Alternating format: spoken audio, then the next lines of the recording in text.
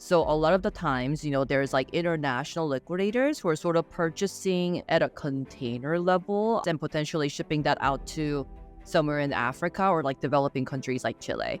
Their promise to the brands is usually like, hey, look, we have a recycler off in international waters, or we're going to basically funnel this into like our secondhand economy. Also at the same time, because liquidators are buying these items from the brands can kind of like count it as like an international revenue sometimes. So that's kind of like how the units are transforming from this dead stock write-offs into potential sales. Welcome to Blue Ocean by StartOps. Each episode, I sit down with leaders in consumer brand supply chain, finance, and CX to talk about the problems they're facing and the solutions they're using or building. I hope you enjoy the show. Hey everyone, I'm Charles Cushing, the founder of StartOps. With me here today is Allison Lee, CEO of Revive. Welcome, Allison. Thanks, Charles. Normally, I'd start these things kind of like with your story and how you got the idea and then go into the idea. But I actually think that your operation is so interesting under the hood. Just to give everyone context, in a line or two, what is it that Revive does and what is the problem that you're solving?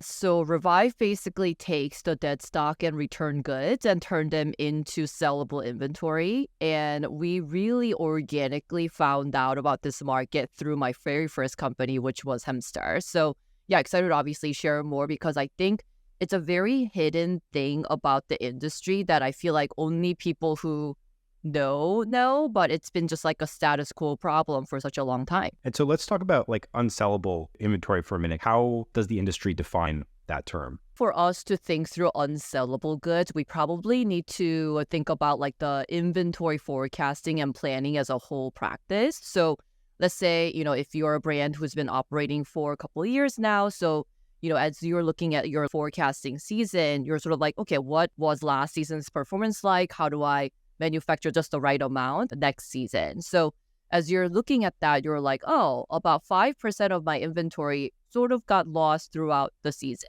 But the 5% is not big enough number for you to dive into it, but you sort of accept that it's going to happen every season. So what happens into the next one is that you probably overproduce your inventory by 5% to make sure that I want to make sure I have enough even after these damages or dead stock situation happens to my inventory. So it's sort of like an inflated problem because every season this number is sort of like always there with you. So how does this 5% even happen is that if you envision your distribution channels as a brand, you are either relying on brick and mortar stores or you're looking at like the e-com channels. And you're sort of empowering the lowest level of your employees to make a very subjective decision of this item is restockable or not. So let's say the return comes into your store, your cashier is looking at that item and saying like, something about this item is imperfect and I can't put it back onto the floor as is. So at that moment, that person is basically saying this should be damaged out. But damages is sort of like a very loose term to be used if maybe only thing wrong with that item was a button was somewhat loose or it had a lot of dog hair or it was maybe too wrinkled and the person just didn't feel like steaming it that day. And those units are getting all lumped in with damages of like, oh, wow, there is a really big rip in this sweater. So as like a headquarter person is looking at your inventory management system, they only see very binarily that, oh no, at this store, I have 500 units that got damaged out. You have no idea the degree of the damages. So you're sort of having to deal with this like lump of mystery items. And so 5% of inventory gets damaged out every season. And that's where you guys pick up. You take that 5% and you bring it back to life, right? Exactly. And, those 5% could be originating across any of the distribution channels. So it could be happening in your stores. It could be happening in your e-com, like return processors, like the 3PLs, or even your wholesalers. Because let's say if you're selling it to Bloomingdale's or Nordstrom, they will have like a RTV clause in their contract so that whatever is damaged out from their stores and their e-com usually gets sent back to the brands at the end of the season. So then the brands are now hit with a couple pallets of damaged items that's coming back from their wholesale channels. And what do you do with them? And you're usually stuck with either I have to recycle it now, or I can try to like donate it, or I can try to like sell it for very, very huge loss, because even the biggest liquidators, they don't really like to touch the damaged lots because they don't really understand like how they could be refurbishing these items back to sellable quality. So oftentimes these units are either shredded or like ending up in the landfill side because it's a very neglected pile of inventory. Okay, so let's walk through the life of a garment. Someone gets damages back to their warehouse or their store. They end up on a pallet getting shipped to you guys to take care of. What happens from there? Yeah, so we have a designated 3PL addresses throughout the United States. So we will probably match wherever the original source of the damage is to the closest address that we have. For example, anything that's on the East Coast will probably get matched to our Jersey locations. Those store damages or your e-com warehouse damages are basically coming into that 3PL location on a monthly basis. So once it arrives at our 3PL hub, the team is using our tech called stations, which we have turned the inspection, digitization, and refurbishing into an assembly line across 12 physical stations, and also like the tech that accompanies those specific processes. So the item individually basically flows through these like 12 steps so that we are actually understanding what's in these mystery pallets and what's actually wrong with them per unit basis. And once we understand the entity of the item and the damage level of the item, my backend can calculate two things. One is, oh, this is actually going to cost brand A $12 to bring it back to sellable quality. And if they spend that $12, this item can go back into grade A, which means this can go back into 90% MSRP, which is $180. So we will only render physical services if that ratio of $12 to the 90% MSRP makes sense for the brand. So we will automatically render services to make sure it goes back into that grade A.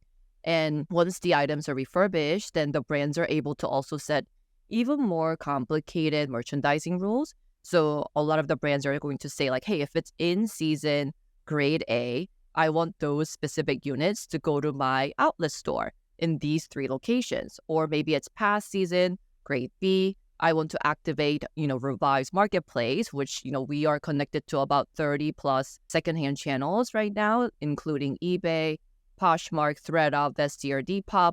So we're actually able to bring that financial recovery for the brands themselves if they don't think they can sell it on their mainline channels. And for about 5% of the items that we're processing, they actually do need to get really recycled. So we are seeing those units to be sold or like moved to the responsible recyclers or donation centers.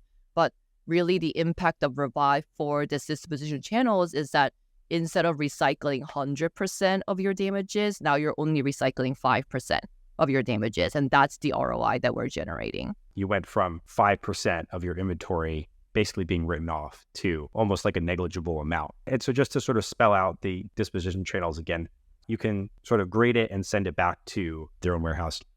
You have Revive Marketplace, and then you can also send it to sort of be liquidated. Can you say a little bit more about Revive Marketplace? Yes, so we sort of have a hybrid model because we find that every brand has like a different performance metric. So for example, if you're like a really big enterprise brand, you might work really well with like a super sellers on these different platforms, meaning that you have ton of volume, you just need to like move it at a velocity, versus if you're a smaller D2C brand and the MSRP recovery matters a lot to that brand, then we will try to sell it under our own branded storefront so that we can manage like the velocity there, but also not sacrifice the price too much. So we will work directly with the brands and their margin structure to understand what is their sort of like appetite around their MSRP recovery and what's more important to them, so that we can really customize like the matrix across different platforms and different like super seller strategies or D2C storefront strategies that we can deploy.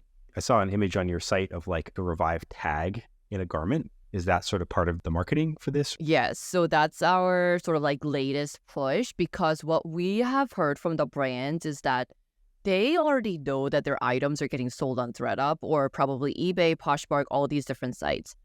Usually they don't have control or like brand equity voices on those units. So what we do is we actually attach a co-branded tags on every single unit that we refurbish that will go to the marketplace. So the tags are basically coming up with these like sustainability QR codes so that the shoppers can scan it and learn about, oh my gosh, this item was actually going to go to landfill, but I rescued it because I bought a revived item.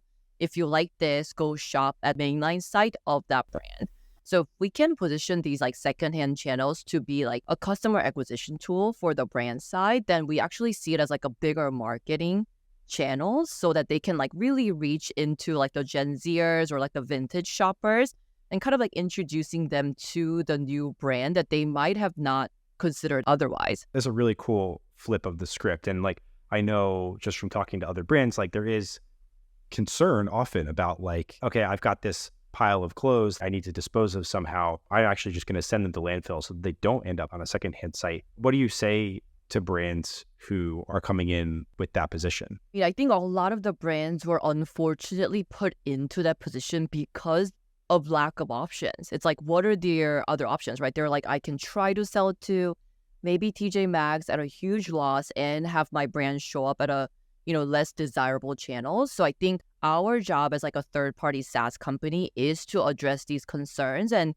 create solutions that can be a win-win for both sides. Brands know that, financially and also sustainability-wise, they're unable to continue with the current process of like incinerating or just like throwing away into the landfill side. We understand that brand equity might be in concern. So what if we turned it into a marketing tool? What if you could reach actually additional like audience segments? But at the same time, we need to make sure that these neglected inventory items are becoming financially profitable items back to the brand side. We saw such a huge trend, 2021 and 22, where every brand sort of was thinking about sustainability and making sure their compliance and all that stuff. But at the end of the day, like if your sustainable initiatives are not being profitable or at least break even, it's really hard for brands to justify the investment into those programs. And speaking of the landfill side, I briefly got to brush against this world, but like it seems like this really interesting, murky world of liquidators and what actually happens to clothes when they leave your warehouse on the way to somewhere else. How does that market work? Is it a commodity? Are there market prices out there? Are there sort of known large entities doing trade in damaged items? Or what is the actual sort of market composition there? There is really sort of like three major routes like a brand can explore with their current excess inventory or like really damages. So one is kind of like looking at offshore liquidators. So a lot of the times, there's like international liquidators who are sort of purchasing at a container level and potentially shipping that out to somewhere in Africa or like developing countries like Chile. Their promise to the brands is usually like, hey, look, we have a recycler off in international waters, or, we're going to basically funnel this into like our secondhand economy. But oftentimes brands are not receiving verifiable report that these practices are actually happening. Also at the same time, because liquidators are buying these items from the brands can kind of like count it as like an international revenue sometimes. So that's kind of like how the units are transforming from the deadstock write-offs into potential sales for the brand side. So that's been kind of going on separately. So, obviously a lot of like the documentaries have been made around these practices, and that's how you see this clothing mountain in Ghana or Chile, and people are living on top of that. So I think all of the brands are starting to like shy away from it and trying to figure out like a more domestic solution. So that's where the recyclers now come into play of, people trying to break down specific materials back into the yarns or reusable material. But the problem is that a lot of the units that we're dealing with is not necessarily made with recycling in mind. So they're like blended materials. So it's really hard for them to turn it into reusable yarn again, or it's very difficult to turn it into like another material per se. So it just becomes like an insulation material, which just means that it was shredded. Unless like the whole manufacturing supply chain changes up front, the recycling route is always actually going to be harder than, what you want it to be. So the third part then is the brands basically saying, recycling is very expensive and people are just shredding this anyway. So why don't I sort of shred it too? And you can actually claim tax credits against those damaged inventory. But I think that legal policies are actually going to change because, European Union already has passed a law about destruction of end-of-life goods.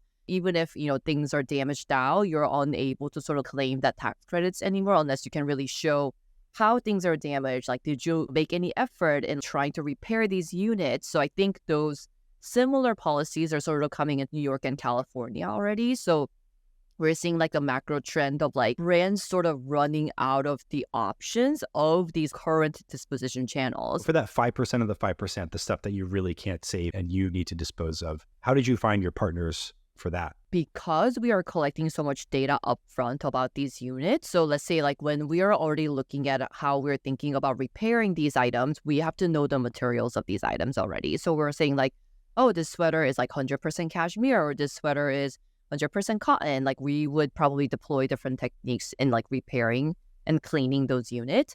So by the time it hits like that 5% disposition items, we already know like how we should be sorting it to be matched to the best fiber to fiber options out there. But I think that's where we're also seeing the constraints of like most of those units are just blended materials. So like it just has to go to those blended material specific recycler, which is obviously not as replenishable into like material side than if we were just dealing with 100% cotton or specific materials at the same time. So I think we're kind of like bringing that feedback back to the brands and saying like, hey, have you thought about manufacturing better upfront so that we can be a better end-to-end recycler for you guys too? What is your business model? So we work with the brands to set like a cost ceiling on the refurbishing side. We want to basically guarantee that we are meeting their budget goals. So the refurbishing side has like a services fee tied to like per unit level that's trackable and reported by like item IDs. And separately, if the brands are sending it all back to their mainline channels, we don't ask for any rev share. We are just basically a fulfillment partner there. But if they're saying like, oh, actually 30-40% of what you have refurbished, I don't think I'm the best person to sell it because maybe it's past season or secondhand grade, then we would activate our marketplace as we talked about, and then we would get a rev share off of those sales. I really love that incentive alignment on the marketplace side where it really puts the burden on you to optimize sale price versus sell-through rate and just make sure the garment is in really nice sellable condition when you list it. It's really cool. I think that's like a really great overview of the company and how it works today. Let's jump back in time for a minute here. Today, you're Revive. Previously, this business, as I understand, started out as Hemster. What is that, and what was the evolution from one business to the next? Yeah, so almost 8 years ago, I started a company called Hemster, and it was a very sort of like different business hypotheses. So back then, we were deploying our technology into brick and mortar fitting rooms so that the brands can leverage our app to offer free alterations to their shoppers as they're trying on clothes in their fitting rooms, because getting people into your store, into your fitting room is sort of like the hardest part, but you don't want to miss out on that conversion because maybe it was too big, maybe it was too long, and these are very minor adjustments that you could be making for your customers to make that final sale. So we deployed that technology to, I think, almost like 300 stores in 2019. So we used that to, raise our first institutional round. And I moved from SF to New York. So we're sort of like seeing this product market fit there until pandemic happened. And basically like all of our store partners closed down overnight. And we weren't sure if like a brick and mortar would come back in the same way or when would it come back. So we had to sort of think about what is the right pivot or like what's the different experience that we want to bring to the market. So we brought that alteration side into like the return interceptor. So as people are trying to return things online, we wanted to offer free alterations so that people are opting in for the alterations over returns. So when we launched that e-com experience, we actually launched like the repair portals for the consumers at the same time. So when we did that, we expected like a lot of the loyal, like historical consumers to be using this for their past purchases. But actually our biggest super users were often the brand's warehouse managers because they were dealing with the damages that were sort of like sitting around in their warehouse. And they were like, well, I don't want to recycle this. Like, what should I do? And I remember sort of like sitting there and watching someone very painstakingly like submit 1,000-unit order on our consumer portal, which took him like 2 hours. If you're building a product and you see that level of product need and like desperation from a user, you are intrigued, right? You're like, why are you doing this? Like, this was not built for you. Like, the user journey is terrible, but you're still using it and very consistently. We sort of like dove into that and thought about, does every warehouse have this repairs problem, and how are they dealing with this today? And that's how we discovered this like distribution damages problem. In 2021, we basically repurposed that repair portal into a Revive platform, and that was like truly for the B2B usage. And then we ran just like ton of pilots to understand exactly what they needed. And that's how we discovered that actually it's not just like the refurbishing part. They need somewhere to sell it after the refurbishing. So that's how we got into like the marketplace build out. Why do you think no one has done this or figured this out yet? Why are you guys such a first mover? I think it's very well hidden in the industry in general. So it's like, unless you were in that warehouse, do you know that this is happening, compared to like the post-consumer waste where everybody can relate to it. So I think just like general lack of awareness that brands are suffering from this like waste problem. The second part is figuring out how to marry damages to the data has been a different like approach that we're taking, because I think really the brands are suffering from like lack of data problem, in my opinion. Like, if the headquarter person knew that, oh, these specific items are damaged out because it had dog hair, like that's crazy.